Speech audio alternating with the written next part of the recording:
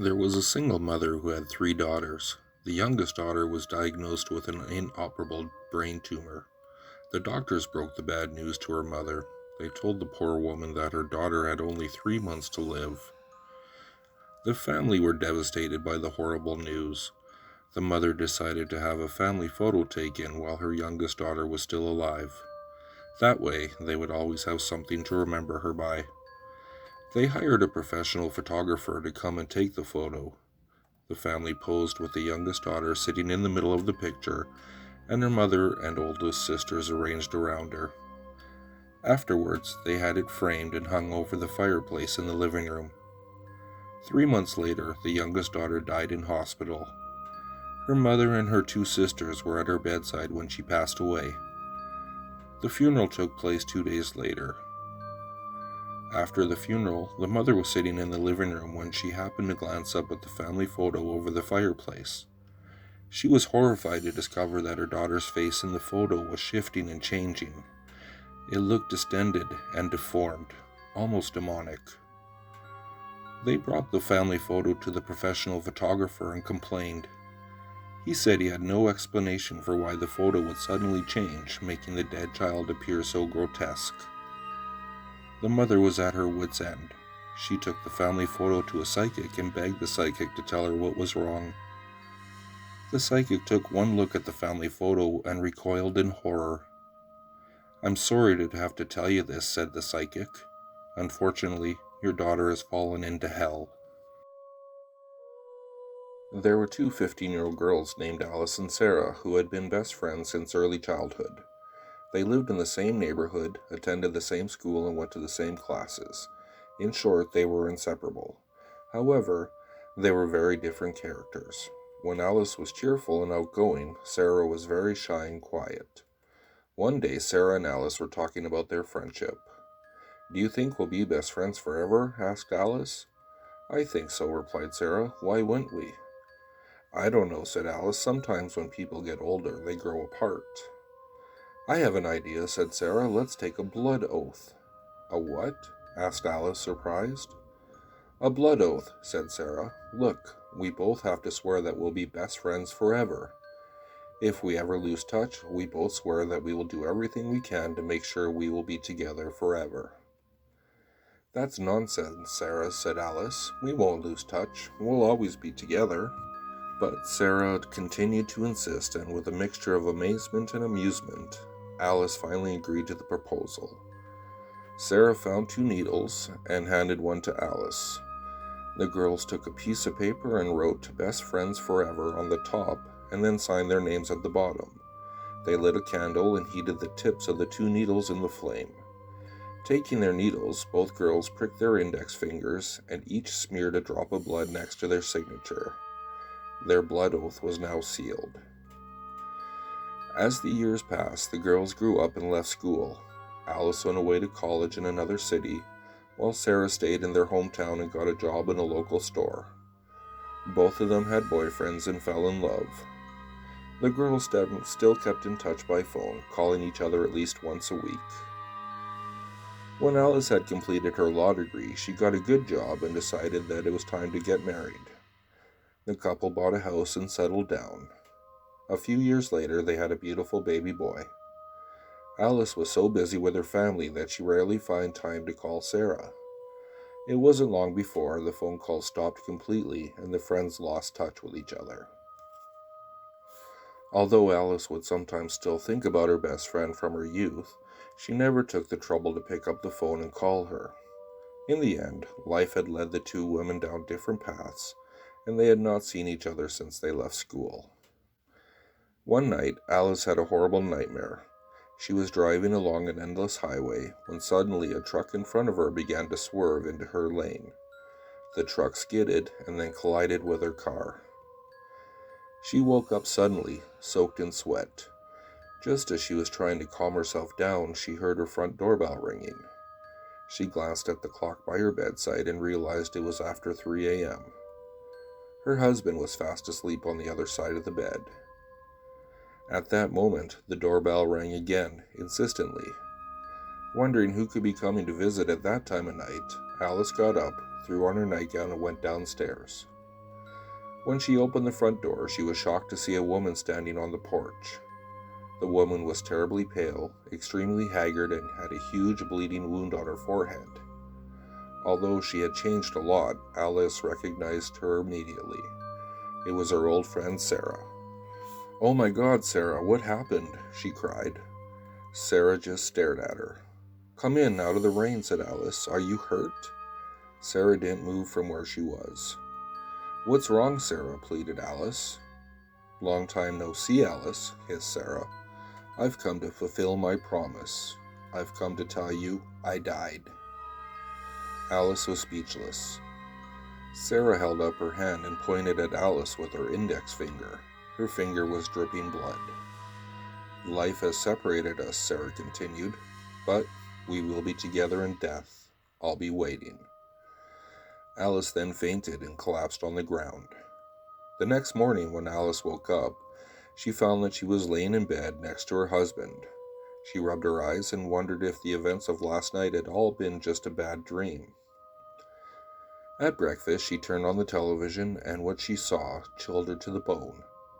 The local newscaster was saying that the night before, right around 3 a.m., there had been a fatal traffic accident. A truck had collided with a car on the highway. The driver of the car had been killed on impact. The driver of the car was a woman named Sarah. From that moment on, Alice's life became a living hell. She barely ate a thing. She forgot to pick up her child from school, and when she went to work, she couldn't concentrate on anything. Every night, she had the same terrible dream. She would awake to the sound of the front door bell ringing. She would open the door and find Sarah standing there, her bloody index finger pointing straight at Alice. Each time, Sarah would say the same thing: "I'll be waiting." Each morning, Alice awoke in a cold sweat. She looked down at her bed sheets, and they would be streaked with blood. She felt an excruciating pain in her finger, and when she looked, her finger was covered in blood. Her husband did not understand what was happening. He took his wife to see a doctor and a psychiatrist, but neither of them could find any explanation. Alice's condition only grew worse, and in her nightmares she began seeing Sarah standing at her bedside, pointing with her bleeding finger. One night, the husband was awakened by a dreadful noise. It was the sound of breaking glass. He ran out to the bathroom and discovered that the window was broken. Peering outside, he saw Alice lying on the sidewalk, her limbs askew. The horrified man rushed downstairs and out the front door. There was a pool of blood around his wife's head. Beside her on the pavement, someone had written in her blood, "Friends forever." A 15-year-old girl named Donna had lived with her father in a small house in the suburbs. Ever since her mother died, Donna had depended on her father for everything. They had a wonderful relationship and loved each other very much. One morning, Donna's father was leaving on a business trip. As they ate breakfast together, he told her that he would be home very late that night. With that, he kissed her on the forehead, grabbed his briefcase, and walked out the front door. Later that day, when Donna came home from school, she did some homework and watched some TV. By midnight, her father still had not returned, so she decided to go to bed. That night, she had a crazy dream. She found herself standing at the edge of a busy highway. Cars and trucks whizzed by at an alarming rate. She looked across the highway and saw a familiar figure standing on the other side. It was her father. His hands were cupped around his mouth, and he seemed to be shouting something to her, but she couldn't make out what he was saying. As the traffic whizzed by, she strained to hear. Her father's eyes were sad. He seemed to be desperately trying to communicate something to her. She could barely make out the words. "Don't open door." Suddenly, Donna was awoken from the dream by a strange tapping noise. Tap, tap, tap. Then someone began to ring the doorbell downstairs. Ring, ring, ring. She scrambled out of bed and put on her slippers. Then, dressed only in her nightgown, she ran downstairs and went to the front door. Looking through the peephole, she saw her father's face outside. He was staring right at her, but the doorbell kept ringing incessantly. "Okay, hold on, I'm coming," she shouted. She pulled back the deadbolt and was about to unlatch the door when she stopped. She looked through the peephole at her father again. Something about his expression didn't look quite right. His eyes were wide open, and he looked terrified. She slid the deadbolt back in place. "Dad," she yelled through the door, "did you forget your keys?" Ring, ring, ring. "Dad, answer me." Ring, ring, ring. "Dad, please, I need you to answer me." Ring, ring, ring. "Is there someone else out there with you?" Ring, ring, ring. "Why won't you answer me?" Ring, ring, ring. "I'm not opening the door until you say something." The doorbell kept ringing and ringing, but for some reason her father refused to answer her desperate cries. For the rest of the night, the frightened girl cowered in the corner of the hallway, helplessly listening to the ceaseless ringing of the doorbell. It seemed to go on for hours and hours. Eventually, she fell into an uneasy sleep. At dawn, she woke up and realized that everything was quiet. She crept over to the door and looked through the peephole again. Her father was still there, staring at her. She cautiously opened the door and was confronted with a sight that filled her with unimaginable horror. Her father's severed head was hanging from a nail above the door. There was a note attached to the doorbell. In a crude, scrawled handwriting, it read, "Clever girl."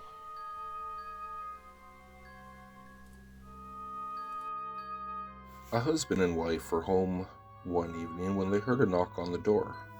When they went to answer it, there was a strange gentleman standing on the doorstep. He was dressed in an expensive black suit and he was holding a large briefcase. "I wonder if I might have a few moments of your time," he said. Assuming he was a traveling salesman, they invited him in. The gentleman placed his briefcase down on the kitchen table and took something out. It was a box with a single red button on the top. He handed the box to the husband and the wife. "Today is your lucky day," he said in a calm tone. "You have an opportunity to become rich beyond your wildest imagination. If you press this button, you will receive $1 million in cash. There's just one catch. Someone you don't know will die." Saying that, the gentleman opened up his briefcase and showed them the stacks of money inside. The gentleman told them that he would return the next day to collect the box. After he left, the husband and wife discussed the box. They argued for hours on hours and hours. Eventually, they decided to press the button. Nothing happened. The next day, the gentleman came back. He took the box, and in exchange, he gave them the $1 million. As he was about to leave, the husband asked, "Did someone really die?" "Of course," the gentleman replied. "It happened last night. In a distant place. Someone you don't know, they died." The husband felt guilty. His conscience was eating at him. "One more question," he said.